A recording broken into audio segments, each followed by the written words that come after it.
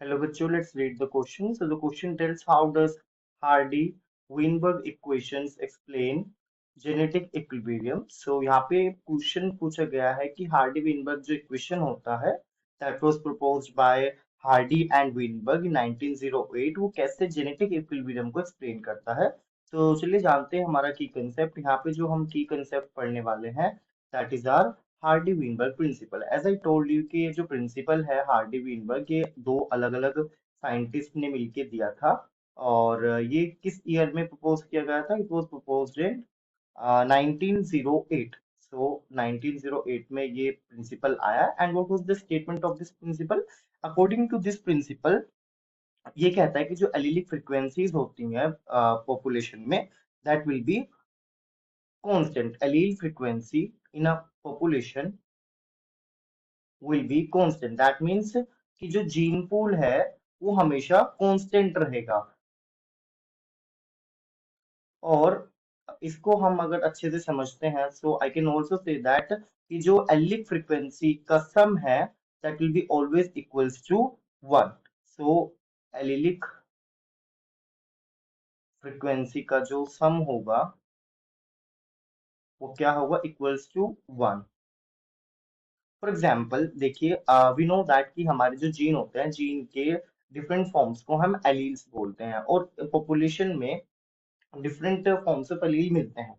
लेकिन एक इंडिविजुअल में टू फॉर्म्स मिलेंगे। That means two forms of gene that is alleles are possible in a single individual. एक individual में दो ही एलील आपको देखने को मिलेंगे।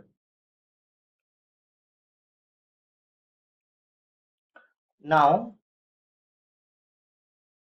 आई कैन रिप्रेजेंट दैट कि मैंने सपोज करिए कि मेरा एक जीन है उसका एक एलील है कैपिटल ए और एक एलील है स्मॉल ए।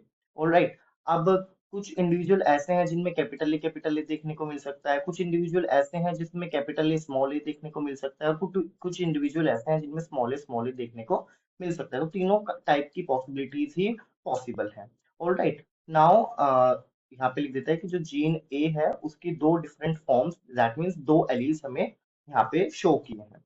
अब what happens that according to Hardy-Weinberg principle जो टोटल एलिलिक फ्रीक्वेंसी है that means capital A and small A जो है इन ए पॉपुलेशन उनका सम जो रहेगा हमेशा 1 के इक्वल रहेगा। दैट मीन्स कांस्टेंट रहेगा। This is the main crux of the Hardy Weinberg principal.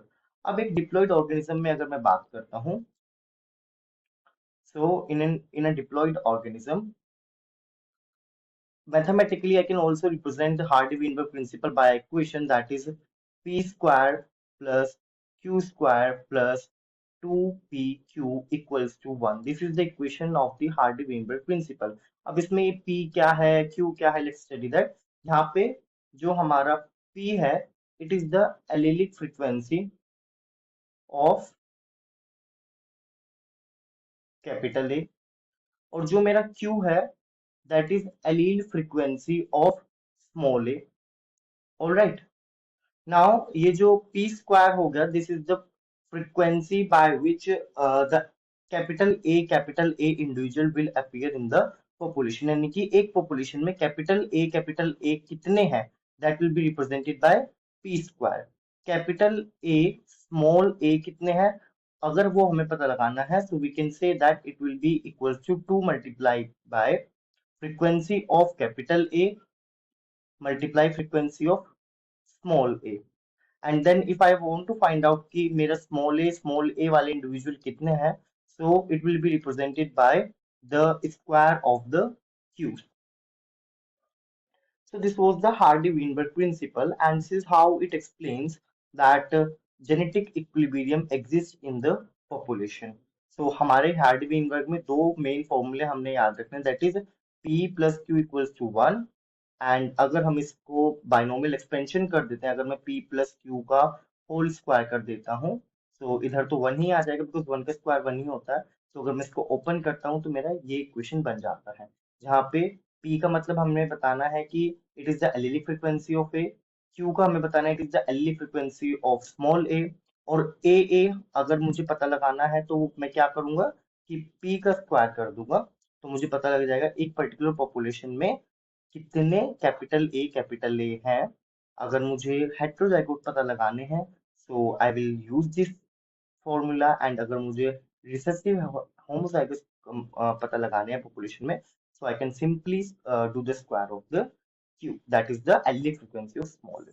So I hope you understood the concept of the Hardy-Weinberg that explains the genetic equilibrium.